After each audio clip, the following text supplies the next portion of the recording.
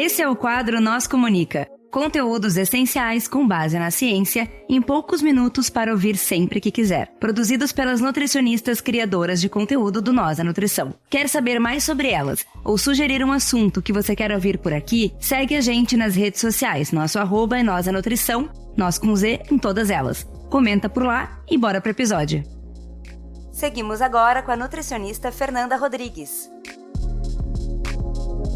Olá, aqui é a Fernanda, nutricionista, produtora de conteúdo aqui do Nós da Nutrição. E o conteúdo de hoje é destinado para profissionais de saúde e também para familiares, pessoas convivendo com transtorno alimentar e interessados no assunto. Eu queria começar esse diálogo hoje ressaltando que apenas 20% das pessoas com transtorno alimentar recebem algum tipo de tratamento. E quando eu falo algum tipo de tratamento, é isso mesmo, algum tipo. Não se sabe ao certo a eficácia, a seriedade, ou então como essas pessoas ficaram após a alta um tempo depois. E é o que se debate, infelizmente, de forma escassa na literatura científica sobre isso. Infelizmente, a pesquisa sobre o tema é pouca aqui no Brasil, assim como o desenvolvimento de políticas públicas, protocolos de saúde para identificação, tratamentos, encaminhamentos e prevenção. E por isso eu trago aqui nesse episódio esse conteúdo bem específico, mas com a intenção de colocar uma luz nesse tabu, para desmistificar algumas informações, para orientar os profissionais que não sabem muito bem qual o limite de, por exemplo, tem uma vontade de emagrecer por uma pressão estética ou então uma questão de saúde mental, uma questão de um transtorno alimentar. Não que a pressão estética seja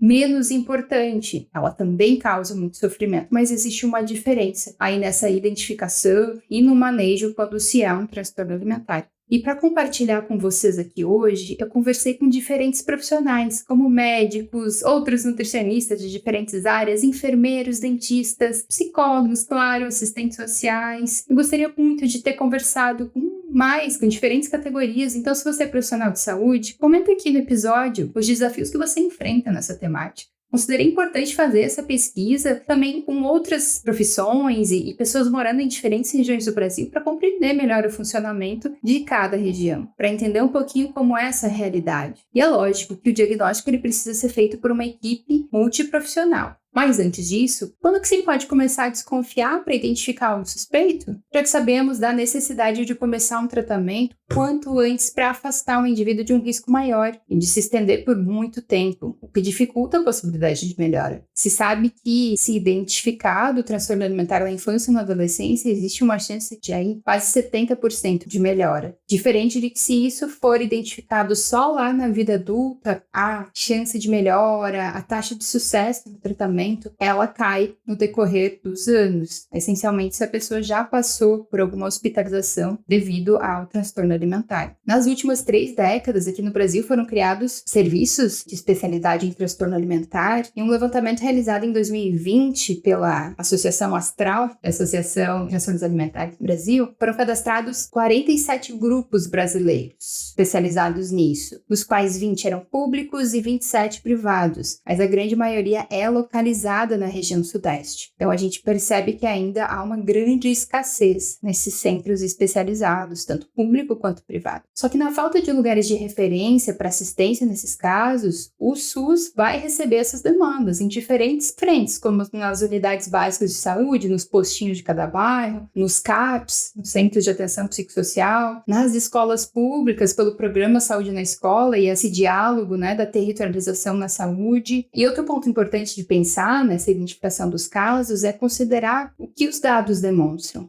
Que uma boa parte de quem tem transtorno alimentar pode estar também com outras questões, como depressão, ansiedade, transtornos de personalidade, TDAH, dentre outras situações de saúde mental. Então, nem sempre a pessoa ela vai chegar com a queixa desse sofrimento alimentar ou relacionado ao corpo. Então, o profissional ele precisa ter essa escuta bastante atenta, bastante qualificada para identificar os primeiros sinais e dar os devidos encaminhamentos, tratamento. Inclusive, eu recomendo outros episódios que falamos sobre isso. Temos temos vários, e eu sugiro agora o nosso Comunica de número 63, o qual eu falei sobre o comer transtornado na adolescência. Lá eu compartilho uma série de informações para apoiar em dúvidas para profissionais, familiares, professores, o que é uma coisa da fase, o que é um comportamento típico da idade, o que é um comer transtornado e o que é um transtorno alimentar. Então é importante ter esse conhecimento, fazer essa diferenciação, e é importante, legável ser ressaltado que o transtorno alimentar ele tem uma raiz muito forte na genética. Só que ninguém nasce com um transtorno alimentar. Os genes, eles carregam a arma e o ambiente puxa o gatilho. Ou seja, uma dieta restritiva é um dos maiores gatilhos para a disposição. O ambiente que a pessoa está colocada também pode puxar esse gatilho e o transtorno alimentar ele aparecer.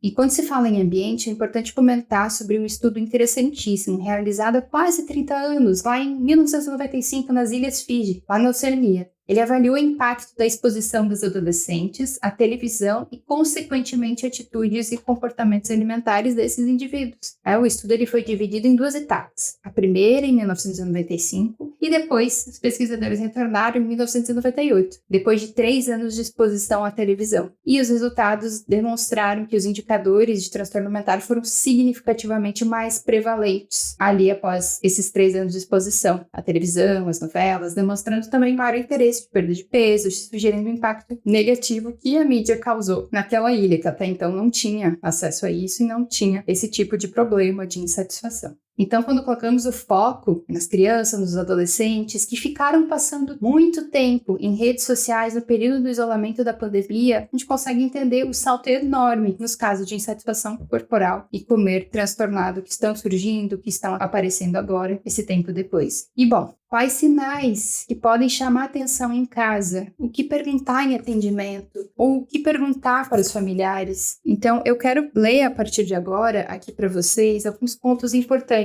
que tanto eu tirei de livros, de artigos científicos, de conversas com outros profissionais, como também da minha experiência clínica, a qual desde 2016 eu venho atendendo casos de transtorno alimentar. Então, se a pessoa está apresentando comportamentos como está comendo muito rápido, está comendo até se sentir muito cheio, come grandes quantidades de comida, mesmo sem estar com fome, come sozinho por vergonha pela quantidade de comida, sente repulsa por si, fica extremamente deprimido ou com muita culpa após um exagero alimentar, se sentindo mal, são sinais e a gente precisa ficar atento e perguntar também como que a pessoa se sente, né? Como que são esses exageros? Como que é essa compulsão? Será que foi uma compulsão mesmo? Como que ela foi? Nos casos de quem se exercita de uma forma muito exagerada e como um método compensatório por ter comido ou para poder se permitir comer, então tem pessoas que se colocam nessa situação, que elas só vão se permitir comer se elas puderem treinar ou se elas depois ou se elas tiverem treinado antes. Uso de laxantes, remédios para inibição do apetite sem orientação, uso excessivo de chás, diuréticos, aplicar de forma errada insulina no caso dos diabéticos também são sinais. Apresentar justificativa recorrente de que estava se sentindo mal depois de comer e precisou vomitar para aliviar essa dor. É claro que alergias e intolerâncias alimentares elas são difíceis de ser diagnosticadas, elas levam tempo, mas algumas pessoas, essencialmente adolescentes, eles podem utilizar desse tipo de justificativa para evitar alguns alimentos, algum grupo de alimento específico. Também, infelizmente, é comum os adolescentes, as crianças utilizarem o veganismo, a proposta do veganismo para restringir, para facilitar essa restrição, querendo ou não. Então, assim, isso infelizmente pode agravar esse quadro. Em termos de imagem corporal, sentir o seu corpo mudando de forma ou partes do corpo aumentando ou se distorcendo. Tem sensações corporais como se sentir pegajosa, excessivamente mole, perceber que o rosto está crescendo, que a barriga está crescendo. São frases que eu ouço nos atendimentos. Ter a crença que não vai conseguir passar num espaço estreito, que a cadeira não vai aguentar, ou então ela não vai passar na catraca, quando outras pessoas veem que aquilo não vai acontecer, mas ela sente aquilo muito fortemente dentro dela, ou comprar tamanhos de roupas muito errados, muito desproporcionais, muito maiores, muito menores, ter inúmeros registros de pesagens e medidas corporais, ter registro de fotos do seu corpo em diferentes ângulos para acompanhar a evolução, ficar se checando o tempo todo momento no espelho, ficar trocando excessivamente de roupa antes de sair de casa, deixar de sair de casa algumas vezes por ter vergonha, ou deixar de ir para a escola, trabalho, estar extremamente inseguro com o corpo e temer o julgamento alheio. É muito comum no início da semana, na segunda-feira, às vezes ter uma dificuldade enorme, faltar à escola, por medo do que comeu no fim de semana. Isso causa isolamento, então a pessoa fica mais isolada, ela fica mais no celular, ela fica mais na dela. Ter assuntos muito, muito restritos de dietas, treinos, acessar conteúdo sobre isso o tempo inteiro, adotar dietas rigorosas e ser muito inflexível, às vezes não é foco, não é força de vontade, é doença de saúde mental. E a gente não pode bater palma para isso, a gente precisa investigar. O que é esse foco todo? Por que tanta determinação dessa forma? Porque está abrindo mão do prazer em busca de um resultado. Precisa olhar isso com mais atenção, mais responsabilidade. Especialmente em adolescentes, pode acontecer de criarem perfis para compartilhar os seus pratos e rotina, ou então fotos do corpo. Isso pode ser usado como uma forma de criar uma comunidade, uma audiência na qual ela precisa prestar conta e se manter firme ali no transtorno. Então, também precisamos ter muito cuidado com isso. E no caso de indivíduos dentro do IMC de obesidade, eles podem apresentar sofrimento psicológico devido a toda a depreciação da sua imagem física e preocupação excessiva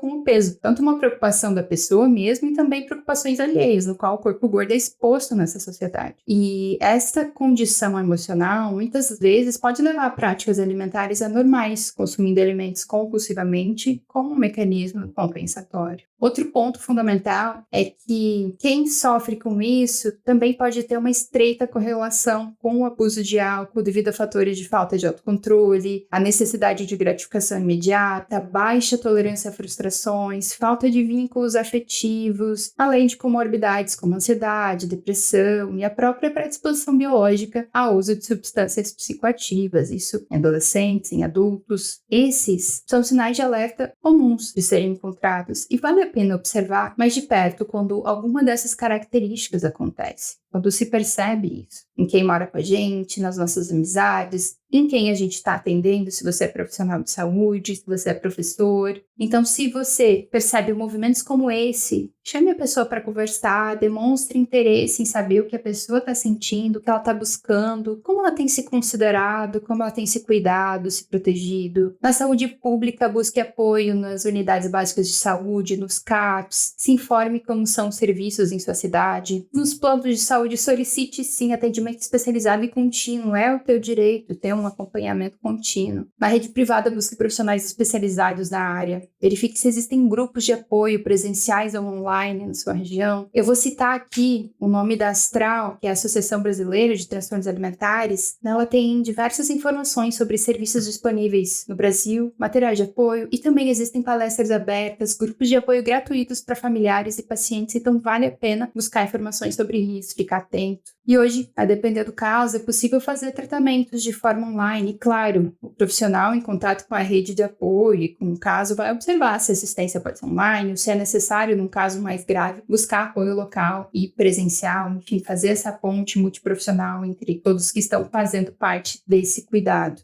Pessoal, agradeço a atenção de vocês aqui, peço gentilmente que sigam o @nozdanutrição com Z, Nós da Nutricão, o meu Instagram que é @nutricomportamentalfernanda. Sigam a gente nas plataformas aí de podcasts, nos avaliem, nos sigam nas redes sociais, comentem, compartilhem, pra gente é muito importante esse compartilhamento de vocês, esse apoio de vocês, tá bem? Muito obrigada e até a próxima. É isso aí, pessoal, vocês ficaram com mais um Nós Comunica. Se vocês querem entrar em contato conosco, vocês nos encontram em todas as redes sociais por @nozdanutrição, nós com Z, ou vocês podem mandar um e-mail para contato@nozdanutrição.com.br. Abraço, tchau, tchau.